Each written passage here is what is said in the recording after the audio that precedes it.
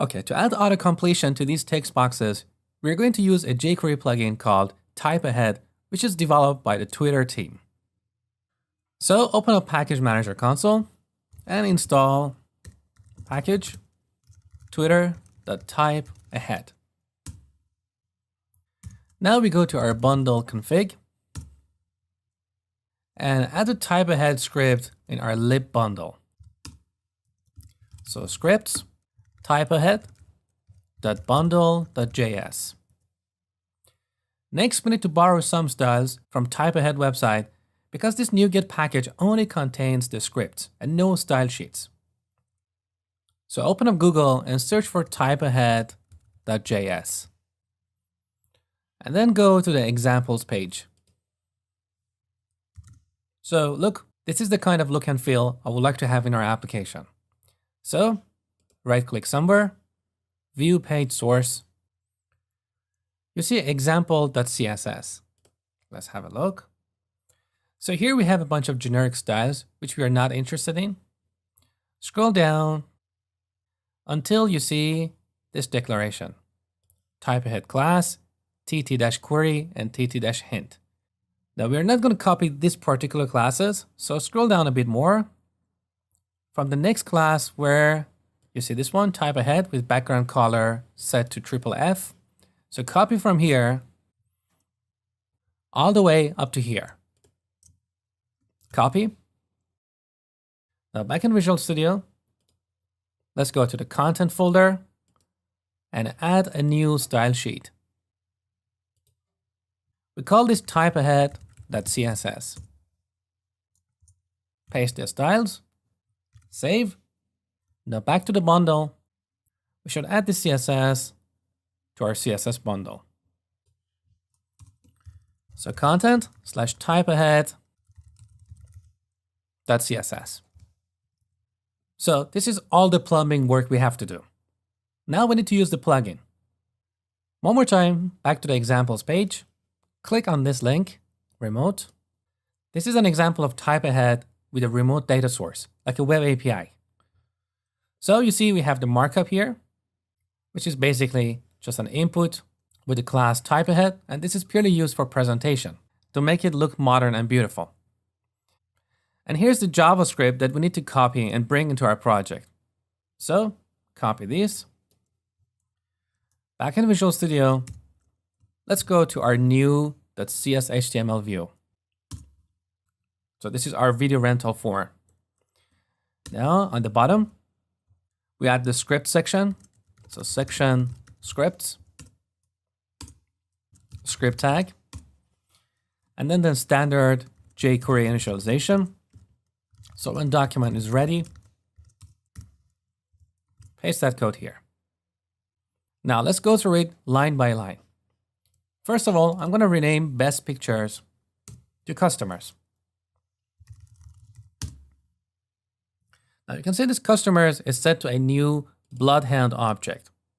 Bloodhound is the suggestion engine behind type ahead.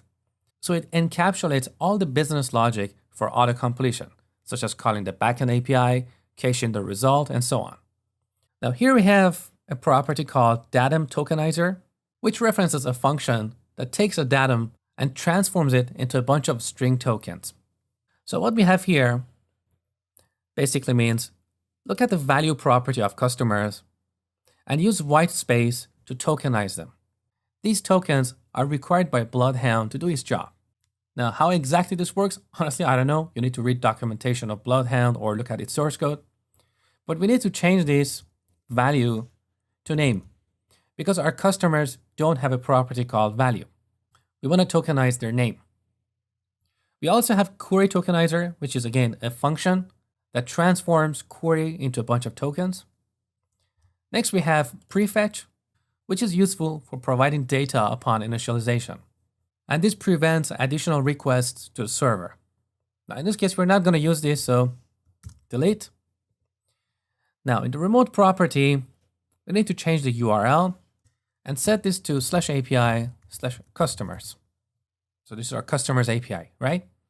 Now, we need to provide a parameter here. Let's call it query and set it to %query. This variable is specified here in the wildcard. And basically, what the user types in the text box will be placed here at runtime. So with this, later we can filter our customers and return those who match the query. Next, we get a reference to our text box. I'm going to change this to an element with the ID customer, which means we should assign this ID to our text box. So further up, here's our text box. So I'm going to give it an ID, customer. Now back in our JavaScript code, the first argument to typeahead method is currently null, but we can pass an object and configure the behavior of typeahead. For example, we can set min length to 3, so typeahead will query the server when the user types at least 3 characters. We can also set highlight to true, so the characters in the search result that match our query will be bold, as you will see shortly. Next, we need to change this name property here to customers. Display specifies what property of our customers we should display in the suggestion list. So again, I'm going to change this to name. And you can see the source of this typeahead plugin is customers, which is our Bloodhound object here. So this is how we set up typeahead. Now let's test this. Build, back to Chrome. You can see our customer text box looks a bit different from our movie text box. And this is because of the styles we have brought from typeahead. Later, we're going to fix this. So for now, don't worry about it. Now let's search for, there you go. So we got auto-completion. And note that in the search result, the first 3 characters of Mary are bold. This is because of highlighting feature that we enabled. Now, one thing we need to add here before we finish this lecture is handling the selection event of typeahead. So when the user selects one of these customers, I want to know what customer it was, so later we can send it to the server. So we can chain the jQuery on method here on. The name of the event is typeahead:select.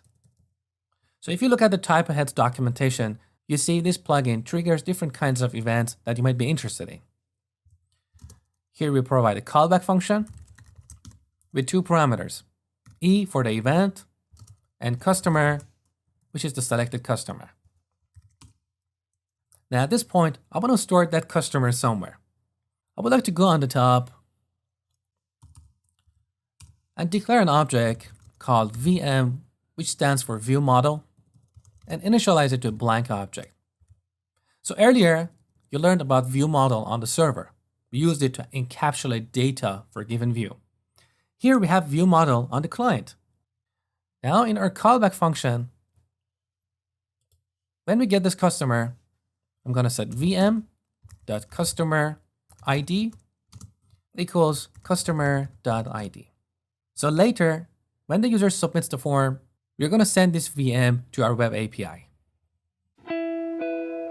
And now here's your exercise. I want you to add typeahead plugin to the movie text box on this page. Handle the selection event, but for now, just display the selection on the console. Don't worry about setting anything in the view model. We'll look at that later.